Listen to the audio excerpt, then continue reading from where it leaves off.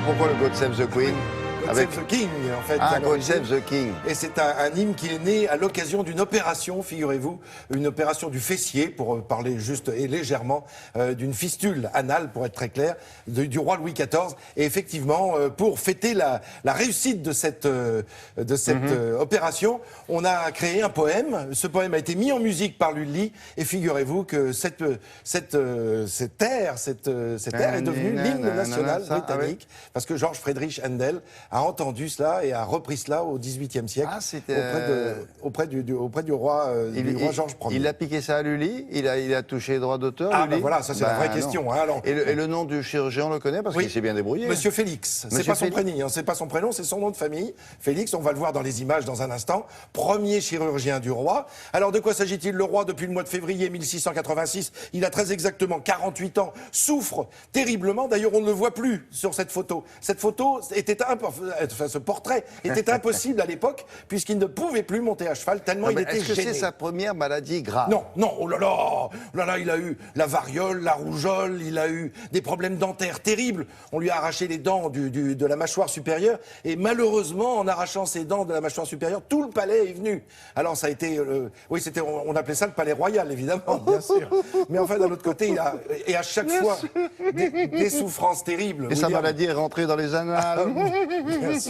Bien sûr. Alors, là, cette fois... Ils vont me dire ça à ce temps-là, comme ça on est tranquille. Oui, vous avez raison. Mais en tout cas, depuis le mois de février 1686, c'est une souffrance terrible. On essaye de mettre des compresses, on met de l'eau de rose, on met un petit peu des remèdes de bonne femme. Mais comment ça se fait qu'il s'en sort? Alors, justement, dans un premier temps, on décide de l'envoyer dans les Hautes-Pyrénées, à Barège, prendre les eaux. Mais vous êtes sûr que Sa Majesté va pouvoir y aller? Ben oui, avec le carrosse, avec les trous dans la route. Mais non, c'est pas possible. On ne peut pas l'emmener. Il fallait 2000 soldats, c'était impossible.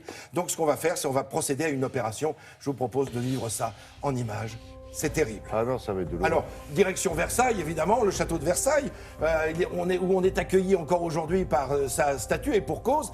Eh bien, dans ce château de Versailles, c'est dans sa chambre que va se dérouler cette opération. Une opération qui consiste à retirer cette fistule.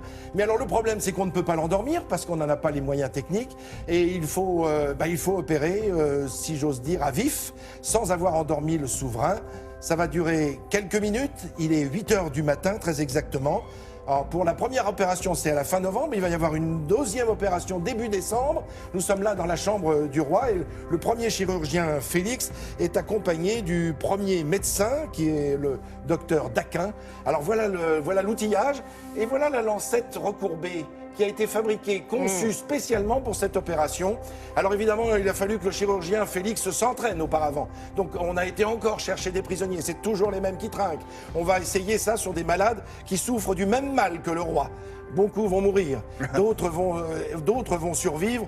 Ceux qui sont morts sont enterrés discrètement au petit matin. Le voilà, le premier chirurgien du roi, Félix, qui va être hautement récompensé par Sa Majesté une fois que l'opération se... Il a dû saigner abondamment, non? Ah, alors, ça, on n'en parle pas de façon du nombre. Parce qu'il n'y a pas de transfusion sanguine. Il n'y a pas de transfusion sanguine. Et le roi a tout simplement, on l'a couché sur son lit, de côté. Deux de ses serviteurs vont lui tenir les jambes. Et on a entendu le souverain se plaindre une fois, juste au moment de la première incision, où il a juste dit « Mon Dieu !» et puis plus rien. Alors ça, c'est George Friedrich Handel, donc je vous le disais, puisque la prière au roi, et je vous propose de l'entendre parce que c'est un poème qui a été écrit par Madame de Brinon. Alors, on va l'entendre, si on peut, si on a le temps.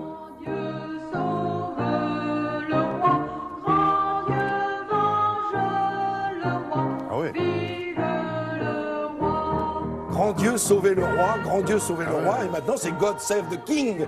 Ou, si c'est une souveraine, God Save the Queen. Ah, parce qu'ils ont piqué les paroles et la chanson. Absolument, tout à fait. Alors après, il y a une adaptation. Hein.